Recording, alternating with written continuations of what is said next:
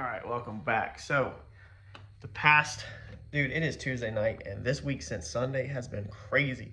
The hours I have been working and stuff is absolutely ridiculous. As you know, with the car, we sent the turbo off. We got the turbo back, and we're about to put it on, so stay tuned. But I decided Sunday that since I've been working on the car so much, it was time to have a little nail gun and saw therapy. And the wife mentioned that she wanted a new pantry. So I decided to rip out our whole pantry, which was the traditional wire racks, really ugly. And I just dived right in and started to do build-ins and have been working on that all night. Yesterday, I worked until like 10 o'clock at night on construction. I was back at it 7 this morning, 7 to 8 this morning before work. Back at it this afternoon. Sunday, I worked all the way till dark, like just a tremendous amount of hours on construction stuff. But her pantry is starting to come together. It's pretty cool. So, we're nowhere near done. We're doing build-ins. And then I still got, let's see here, that's 1, 2, 3, 4 shelves that we're building in. But we coated these earlier, and I have to just sand these all out still this afternoon. So that has literally ate up my life and turned my garage back into a construction zone. I finally got the shelves out of here, the shelf boards, and put them up. But I'm gonna pause this afternoon. I was waiting to get the turbo back, got the turbo in, so we're gonna throw the turbo on, and we're still trying, if all the stars align, to make private testing March the, 13th, I think it is, which is this month, 13th, next Wednesday.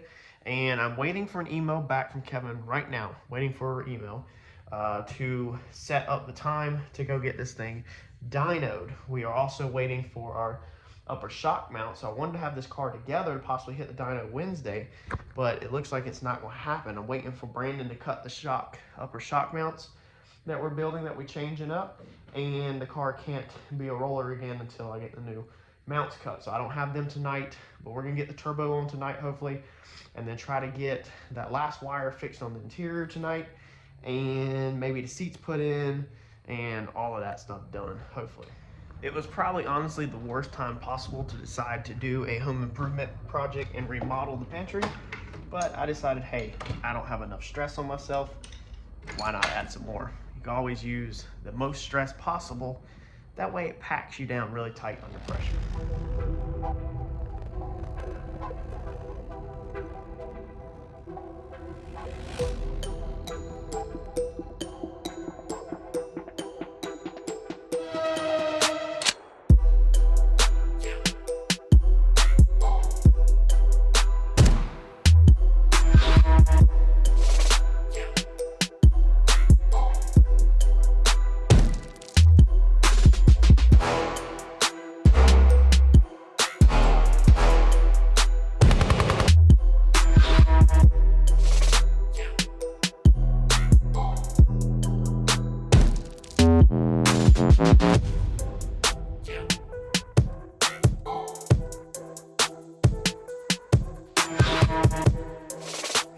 All right, so we got it back together. I'll tell you what, 2.5 Men on TV, even though they're all reruns, man, that show just makes me stand there and look stupid and get distracted continuously. But I like it on. It gives it a nice, peaceful feeling. I get sick of YouTube sometimes, believe it or not. Like, I'd like to feel normal and watch television, but it's not often. I like my YouTube. So we got to plug in that sensor, but besides that, I think I got it all back together. Missing one V-band, the least important V-band, though. I lost the nut. Well, technically, if you remember, the nut fell off of the compressor housing on this one, and so now I'm down a nut. So anyway, we got to go to the hardware store and get a nut, because I don't think I have the thread for that here. I can't find one. Shout out to Forced Inductions. They got me straightened up pretty fast. So this thing is ready to rock and roll. Let's finish buttoning up the different odds and ends. And hopefully here soon we're going to have a roller again. So of course I had to go and change the suspension, or we would have a roller.